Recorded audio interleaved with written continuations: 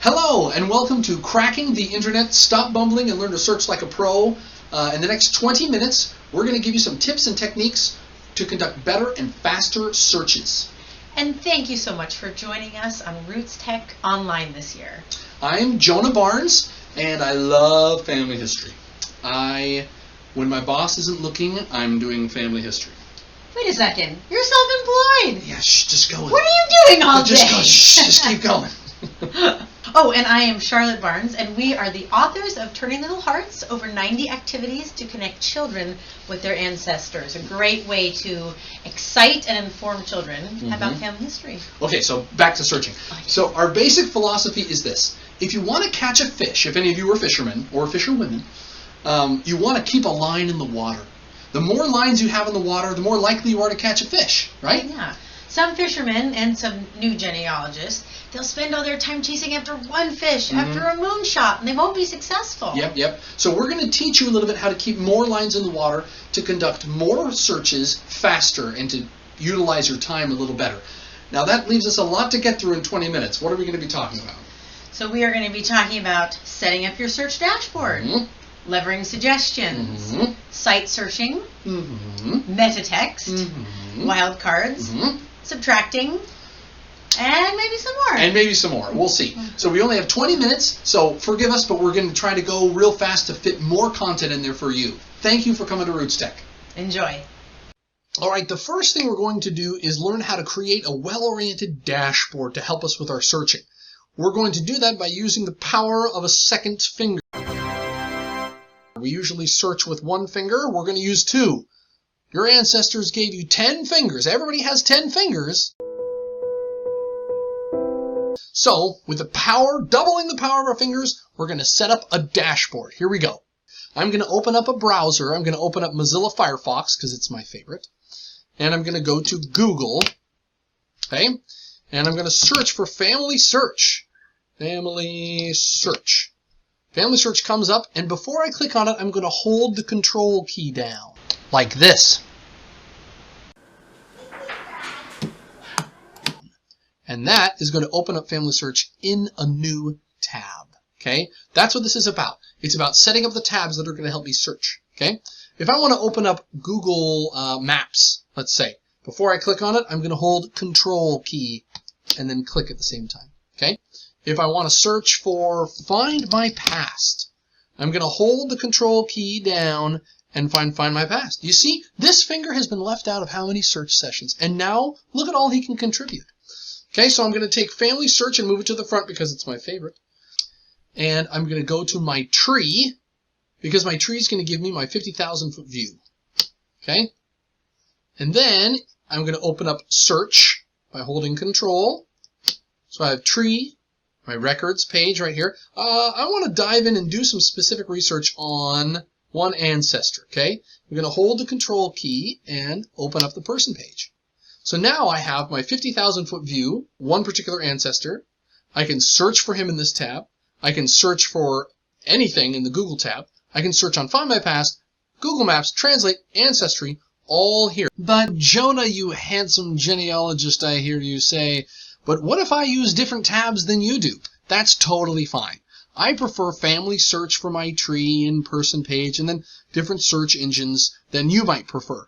But the point is that you use multiple tabs to keep you moored to your dock, to your 50,000-foot view in your tree, zoom in on a person, and then have multiple search options open. So by holding down the Control key and clicking, every time I click I open a new tab so that I have my tree, my person page, 3 search pages, Google Maps, and Translate all open for my dashboard to give me a nice broad view. A couple more tips with working with tabs. Control T opens a new blank tab. Control W closes the current tab. Control Shift T is my all-time favorite. It resurrects a closed tab. That's right, you heard right. It resurrects a closed tab. So we've learned to create a dashboard using multiple tabs. Now we're going to leverage site suggestions. Have you ever misspelled a word in your search, but the search engine found it anyway? That's because search engines today remember what you've searched for. They use past behavior to make suggestions. And these suggestions can be powerful, almost miraculous sometimes. All right, calm down, calm down. She's already taken. She's married, okay? And she's right. Site suggestions can be almost miraculous. When I was researching a Swedish ancestor that I had from the 17th century, I came across 2 words that I could make no sense out of. The words were indelingsverkut and livregamenet, which made no sense to me. Livregamenet kind of sounds like the sound that I make when my kids leap on my stomach in the morning to wake me up. Not only were these words misspelled because they didn't have enough vowels, and it looked like truncated down, but they were in a language that I did not speak because I didn't speak Swedish. So what was I supposed to do with these things? Here's what suggestions helped me figure out. All right, I'm going to open a new tab by pressing Control-T. And I'm going to type in indelingsverkut. I think that's how, oh, there's 2 S's. Indelingsverkut. Here we go. Oh, so Google says, did you mean indelingsverkut? Yes, that's exactly what I meant, Google, of course. When I click on this, it spits back some Swedish, but then here I read, the allotment system was used in Sweden for keeping a trained army at all times. Came in around 1640. Okay, so this is the relevant time and the place. So Google gave me a suggestion that apparently other people have searched for this before. It figured out what they meant. So when I searched for it, it said, perhaps you meant this. So now let's put in livregamenet. Okay. Not as much luck. It comes back with an English word, which is definitely not an English word. But what if I tried Google Translate? So let's go to Translate. I'm not even going to put in the language. I'm going to say detect the language and go livregament. And I don't get anything. Let's try Swedish because I think it's Swedish. Ah, another suggestion. Did you mean livregimentet? Yes, Google, that's exactly what I meant, of course. When I click on this and grab this, I'm going to bring it back into Google search and see what it suggested. Oh, the Life Regiment Hussars, set up by Gustav I in Sweden. This is it. This is what I was looking for. Google search and Google Translate have just saved me hours and hours and hours of wondering. I may have never figured out what those words meant had it not been for their suggestions. It's miraculous. It should be noted that genealogy websites like FamilySearch or MyHeritage or Ancestry or Find My Past, they're designed for specificity and precision. So they don't have the same kind of suggestion power that Google.com does or Bing.com does. So use the power of those search engines by putting in a word, even if you're not sure what language it's in or if it's spelled correctly, just give it a chance. Keep your line in the water. You can't catch a fish if your line's not in the water. Sometimes in our research, we will catch too many fish. Our search will result in hundreds or even thousands of results that we can't possibly sift through. Anyone who's done enough genealogy research has pulled up some nets filled with not fish, but rather old tin cans and rotting boots. So next we're going to learn how to limit our search results by using a designated website in the search bar. Seriously, guys, okay, she's spoken for. All right, look, see? Taken. All right, so we've learned to create a dashboard by using multiple tabs, and we've learned to leverage site suggestions. Now we're going to work on site-specific searches. To follow on our previous example, when I went looking for livregamentet and indelingsverkut for my ancestor, I got back all kinds of results that I didn't want. Many of them were English websites that were trying to help me that weren't very helpful, or Wikipedia, or YouTube channels. There was even some Swedish heavy metal rock band that kept popping up. I didn't want these. I wanted to throw these fish out and get to the delicious fish that I wanted. How could I narrow my search down? Well, you do it using site-specific searches. We conduct a site-specific search by typing site:. That's the first thing we type in. Then the website we would like to limit our results to. For me, it's this historian hhogman.se. So I type in site, hhogman.se, then the term that I'm looking for. Google will go scrape his page and bring me back all the instances that it has of indelningsverket, or whichever keyword you put in there. Now there's 340 different instances, and I can go read them all, right? That's the power of limiting it down to a site-specific search. You can do this with any website. Let's say we do FamilySearch.org, and I want to look for all the mentions of Abraham Lincoln. All the results that come back are limited to FamilySearch.org, and it shows me, 4,620 results about Abraham Lincoln. So I went to H. Hogman and immediately noticed a problem. You see, I don't actually speak Swedish, so when I click on this website, it's all gibberish. So I'm going to open a new tab using Control-T, navigate to translate.google.com, and I'm going to pull the entire URL off of this web page. Copy and paste. And it's going to give me an alternate link on the English side. If I click on this link, it hops me to H. Hogman's page, and it takes it from Swedish to English. Just like that. Now I can read at my leisure. 340 different pages written all about my dear ancestor. That's the power of a site-specific search. Alright, we've created a dashboard using tabs. We've leveraged site suggestions and site-specific searches. Now we're going to talk about the power of meta text. When you're sorting through your search results, sometimes you have to click on a link or read a few lines to see if it's really something you're searching for. This takes time. If you use meta text, you can bring a lot more information forward faster. That means you can make your decisions faster. You can throw out the bad stuff and get to the good stuff by using meta text. Here's how. Alright, I'm going to go to findagrave.com to do some searching for my ancestor. Find a Grave is an excellent website. And I'm going to search for Charles Barnes, my ancestor. The information that brings back to me 3,000 different search results tell me the name, the approximate life dates, and then the cemetery. In order to search through this, there's 148 pages of results.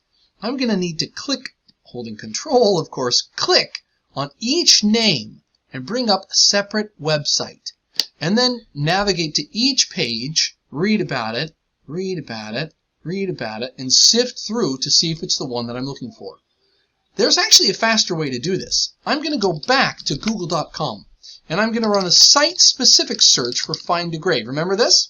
Site, the website you want to limit your search results to, then the keywords. This is how I look for Charles Barnes on Find a Grave using Google.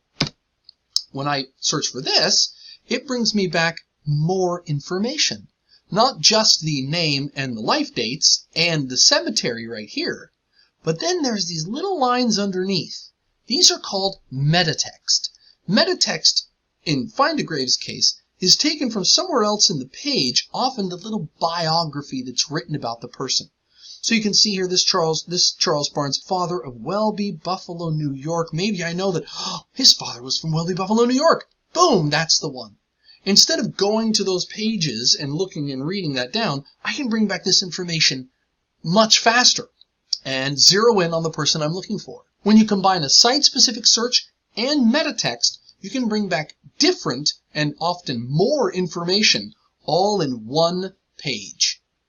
All right, we can create a dashboard, leverage site suggestions, we can search specific sites, we know about meta text. Now we're going to learn about wildcards. Wildcards open your search up by conducting multiple searches with just one search term. Wildcards might not work within all your genealogy websites, but they definitely work in your major search engines like Google and Bing. Wildcards are a trick that professionals use. Tell me if this sounds familiar. You have an ancestor whose surname is spelt differently depending on the time or the place or the indexer. My ancestor has this problem. His name was Stroud, Stroud, but sometimes it could be spelled Strode, or Strond if it were improperly indexed, or Stroud with a W. And all these different variations make it really difficult to tell if I'm getting the records I need. I get around that using wildcards. Here I am in Find My Past, where I'm going to search for William Stroud, born in 1750 in England. And I'm going to go look for these search results. I find 1,230 search results. But all of these are Stroud, right? Now I can go through and scroll and wonder if I'm really getting everything, or if maybe there's alternate spellings that I might be missing. Wildcards gets us around it. Instead of searching for William Stroud, I'm going to search for William Strode with a question mark where the missing character should be. Everything else can stay the same. When I do this, I get Strood, Stroud, Strode, Strond, all in one search result output. Think of wildcards this way. You have a number of characters, cards, but one of them is a mystery. A wildcard will change that character to an A or W, N, or every character possible, and combine searches for all of those words into one super search. I can now more confidently assume that I'm getting all the alternate spellings that might be out there. Now you've conducted 4 searches in one. Now we're going to end with subtractive searches. Subtractive searches are a powerful technique you use that you can instantly sift out certain words or phrases that you don't want to come up in your search results. You can subtract results by using the minus sign or quotation marks. True story. One of my ancestors I want to research is named Joseph Smith Jr. Kind of the worst possible name for searching genealogy, because I want my Joseph Smith Jr., but I keep getting this other Joseph Smith Jr. Not that there's anything wrong with him. If you don't know who this Joseph Smith Jr. is, you should probably go look it up. But how can I get my ancestor results about him without getting the results about Joseph Smith Jr.? I do it using subtracting. All right, you know the drill. Control-T to open up a new tab. I'm going to go to google.com, and here I'm going to search for Joseph Smith Jr. And what pops up? Not my Joseph Smith Jr. Well, he was born in 1815. Let's see if that gets me any closer. Nope. So here I'm going to add the subtract symbol, or a hyphen, and type in something that would only be relevant to Joseph Smith Jr., not mine. Okay, how about Mormon? So now every page that has Mormon on it gets counted out of the search results, and only Joseph Smith Jr. 1815 without Mormon gets put in the search results. And what do you know? There he is right here, my guy. What if you want to research the Cavaliers who came to colonial Virginia, but you don't want to see pages about the Cavaliers basketball team? Just put minus basketball, and it'll get rid of the pages you don't need. What if a name is also a noun, like John Carpenter or Paul Shepherd? You can just put minus wood, get rid of the other carpenters, or minus sheep, and it'll get rid of the other shepherds. What if you want to research Plymouth, England, but you keep getting Plymouth, Massachusetts? Try hyphen Mayflower, and that'll get rid of those. What if there's a word or a term that I absolutely must have? You use quotation marks to do that. Instead of finding this guitarist every time I search for George Barnes, I want to look for my George Barnes, who is from Stoke City, England. So I'm going to put Stoke in quotations, and that'll guarantee that all my pages include the word Stoke. I have one more tip, and it comes from our friend and artist Pablo Picasso, who said, "Computers are useless. They can only give you answers." If you really want to become a pro searcher, you need to learn to ask the right questions. And a lot of that comes from writing down your research. No, look, no one's ever going to read this. You're not going to publish this, okay? You might throw it away at the end. But the point is that when you start writing down your research, questions pop up that might never have popped up before. You're reading that, oh, they were alive during this war. Oh, I didn't realize that. Maybe I'll go look at military records. Or you're writing and you come to, oh, there was a sickness that broke out at that time. I wonder if there were people dying in an inordinate amount. You look for grave records or whatever.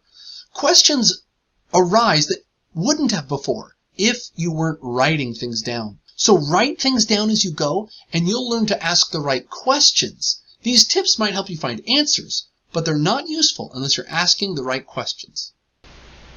Ah! I feel smarter already. Thank you so much for joining us for our joyful jaunt through the jungle of genealogy. Thank you for coming to our session. We talked about a lot of things. Yeah, that was a lot of information that we covered. Feel free to re-watch the video and... To re-watch it. To re-watch. Re-watch the video. And review those things. And we promise, as you use these tips, you will become more fruitful in your searches. And we hope to see you at RootsTech in person next year. Happy fishing. See you later. My boss. Here's my boss. Get down, get down.